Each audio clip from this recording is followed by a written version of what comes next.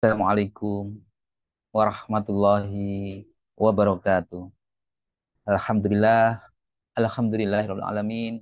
Wassalatu wassalamu ala Rasulillah wa ala alihi wa sahbihi wa man tabi'ahu. Asyhadu an la ilaha illallah wa asyhadu anna Muhammadar Rasulullah. Allahumma sholli ala Sayyidina Muhammad wa ala ali Sayyidina Muhammad. Alhamdulillahirabbil alamin. Rabbis shrah li sadri wa yassir li amri wahlul 'uqdatam min lisanihi yaqulu Rabbi zidni ilma warzuqni fahma waj'alni minas sholihin bi rahmatika ya arhamar rahimin. Ibu-ibu, bapak-bapak sekalian yang dirahmati Allah dimanapun Anda berada, saya doakan semoga selalu sehat pikirannya, sehat pikirannya, sehat badannya, sehat jiwa raganya, dan semoga selalu dilimpahkan rezeki yang banyak, barokah melimpah ruah. Mari kita awali aktivitas dengan berdoa. La ilaha illallah wahdahu la syarikalah lahul mulku wa lahul hamdu wa huwa ala kulli syai'in qadir. Allahumma faqihni fiddin wa alimni at-takwil. Allahumma faqihni fiddin wa alimni at-takwil. Allahumma faqihni fiddin wa alimni at-takwil. Ya Rabbi lakal hamdu kama yanbaghi li jalali wajhikal azimi sultan. Ya Rabbi lakal hamdu kama yanbaghi li jalali wajhikal azimi sultanik. Ya Rabbi lakal hamdu kama yanbaghi li jalali wajhikal azimi sultanik. Astaghfirullahaladzim, astaghfirullahaladzim, astaghfirullahaladzim. Subhanallah walhamdulillah wa la ilaha illallah wallahu akbar. Wa la hawla wa la quwata illa billahil aliyil azim. Subhanallah walhamdulillah wa la ilaha illallah wallahu akbar. Wa la hawla wa la quwata illa billahil aliyil azim. Subhanallah walhamdulillah wa la ilaha illallah wallahu akbar wa la haula wa la quwata illa billahil aliyil azim. Allahu akbar, Allahu akbar, Allahu akbar, Allahu akbar. Asyhadu an la ilaha illallah, asyhadu an la ilaha illallah, asyhadu anna Muhammadar Rasulullah, asyhadu anna Muhammadar Rasulullah. Hayya 'alas shalah, hayya 'alas shalah, hayya 'alal falah, hayya 'alal falah. Allahu akbar, Allahu akbar. La ilaha illallah.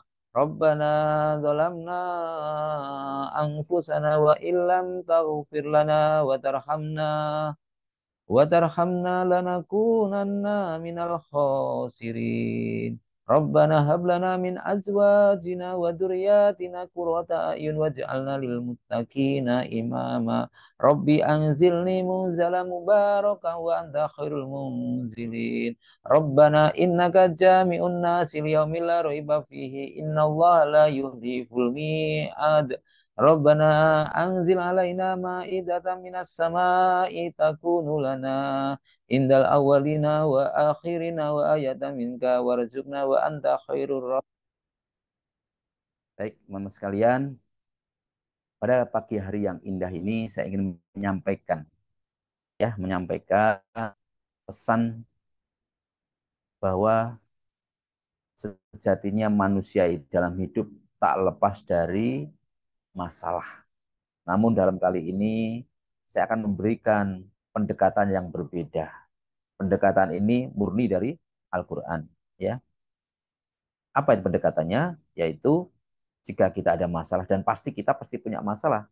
Karena Allah juga sudah berfirman, jangan kamu mengaku beriman, jangan kamu mengakui Islam, jangan kamu mengakui kamu itu cinta sama Allah, jangan kamu mengakui sedekah, ahli iman, ahli ini segala mencintai Allah sebelum datang ujian padamu. Jangan kamu mengaku sukses sebelum datang ujian padamu. Maka setiap kita pasti ada masalah dan setiap kita pasti ada ujian. Ujian masalah itu pasti, ya. Maka Allah pun juga telah memberikan satu solusi. Solusi bagi kita semua, dan ini solusi yang sangat luar biasa.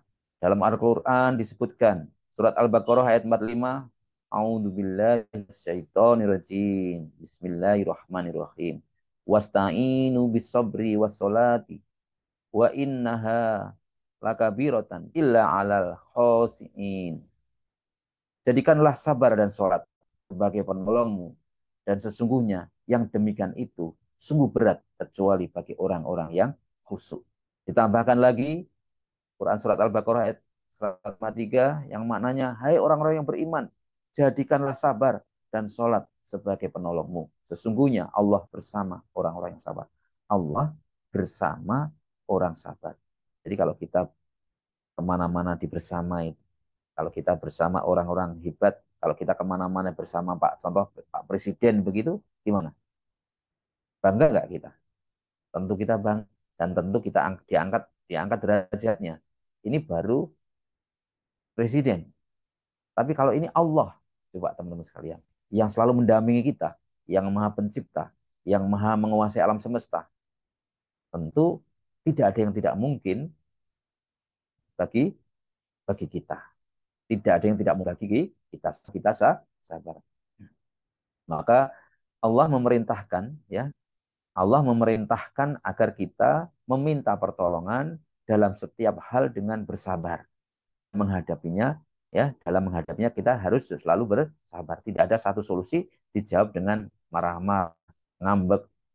Itu tidak akan ada solusi dan itu tidak akan menyelesaikan masalah. Maka seorang hamba ingin marahnya, jika ingin berhasil, maka harus bersabar dan sampai menunggu keberhasilan. Terus mencoba melakukan terus-menerus, pasti nanti akan berhasil. Ya, masalah yang dihadapinya akan menjadi terselesaikan dan akan ringan dan terselesaikan. Maka seperti itu teman-teman sekalian. Dan ada hadis yang menjelaskan demikian. Dan ketahuilah sesungguhnya kemenangan itu beriringan dengan kesabaran. Jalan keluar beriringan dengan kesukaran. Jalan keluar beriringan dengan kesukaran. Dan sesudah kesulitan, itu akan datang kemudahan. Hadis riwayat Ahmad dan hadis sahih. Itu teman-teman sekalian. Maka kalau kita sudah ada banyak masalah, itu siap-siap nanti di situ akan ada, yang penting sabar, insya Allah itu ada buah manis di balik kesabaran itu.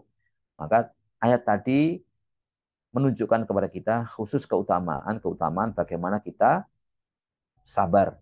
Sabar telah menjadikan datangnya pertolongan Allah, ya, dari apa? Dari penderitaan, dari musibah, ya.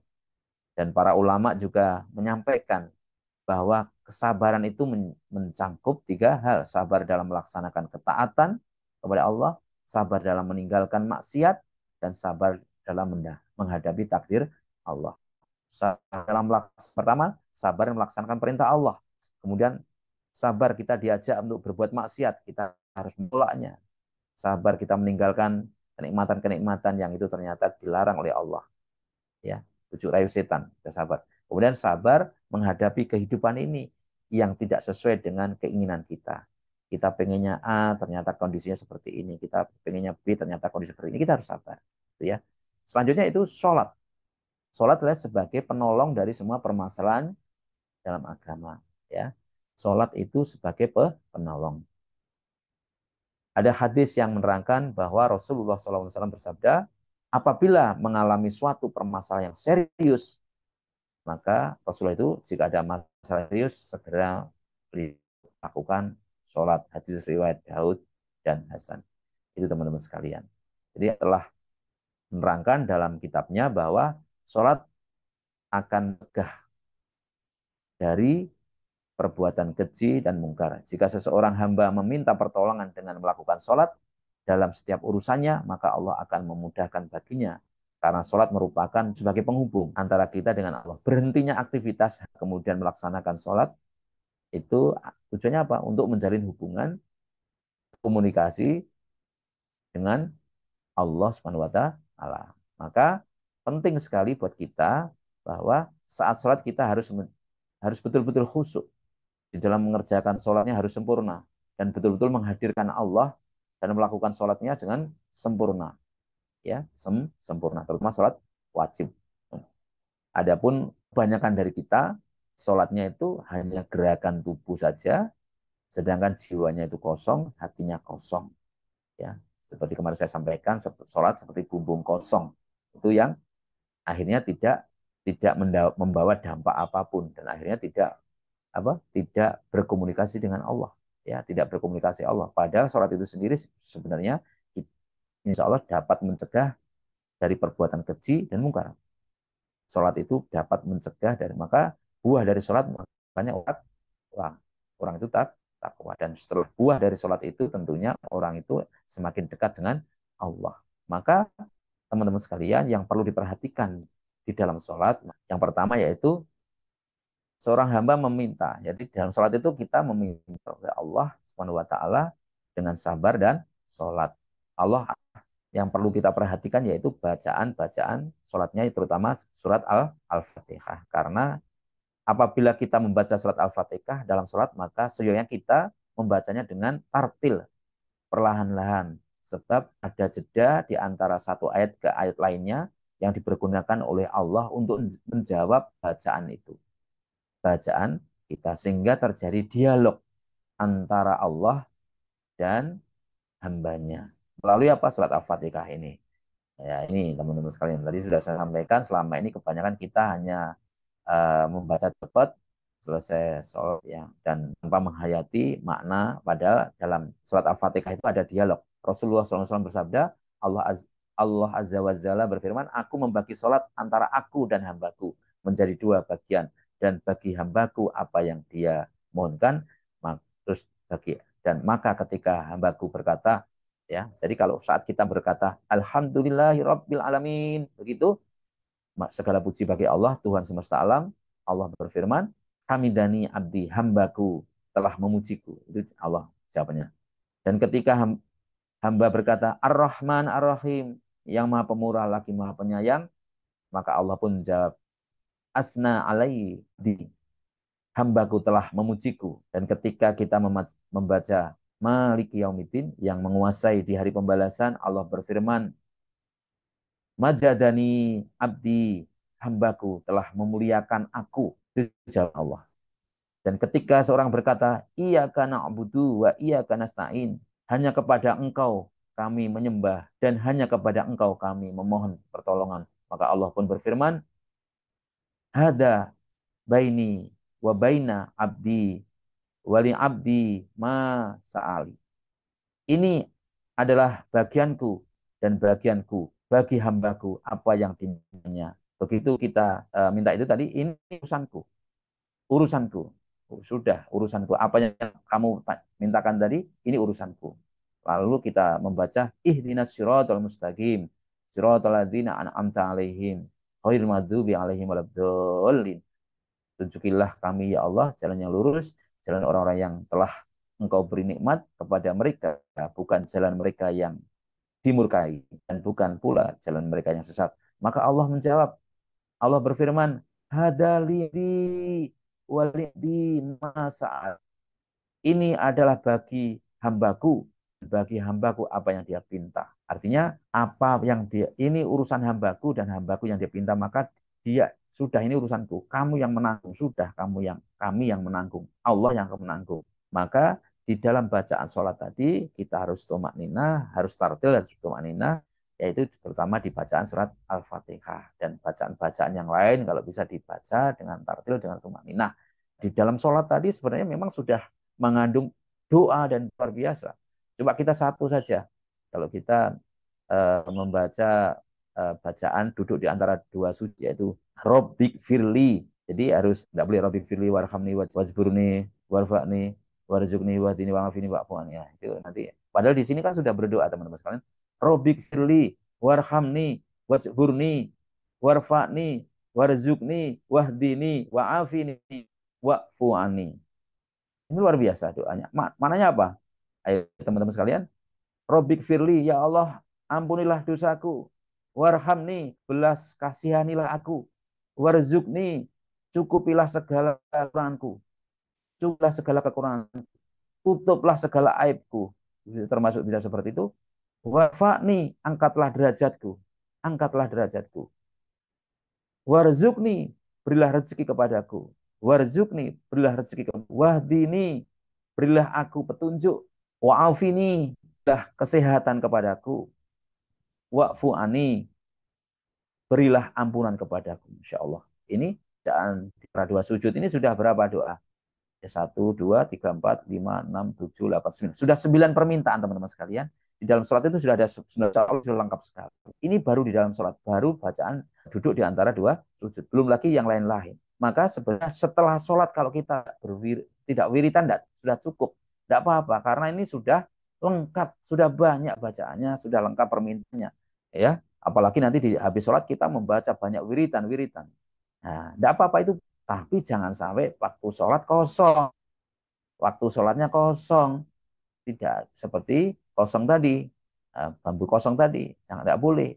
Justru yang di sholat ini yang utama, karena sholat tadi, saat sholat tadi yaitu saat kita berkomunikasi, berdialog dengan Allah Subhanahu Wa Taala. Maka dengan sabar, dengan sholat, insya Allah perbaiki sholatnya, bacaannya, tilnya, maknanya, hayati, insya Allah nanti kita menjadi orang-orang yang muttaqin. Itulah harapan dari apa itu, output dari sholat itu sendiri. Demikian yang dapat kami sampaikan. Semoga kita menjadi orang-orang yang sukses dengan sabar dan sholat. Kita menjadi pribadi-pribadi yang sukses. Mari kita bersama-sama doa untuk hajat kita, hajat orang tua kita, saudara kita. Kita doakan semoga mereka sukses dunia akhirat. Al-Fatihah. A'udzu billahi minasyaitonir rajim. Bismillahirrahmanirrahim. Alhamdulillahi Rabbil Alamin. Ar-Rahmanir-Rahim. Maliki yaumiddin. Iyyaka na'budu wa iyyaka nasta'in. Ihdinas siratal mustaqim. Siratal ladzina an'amta alaihim ghairil maghdubi alaihim waladdallin.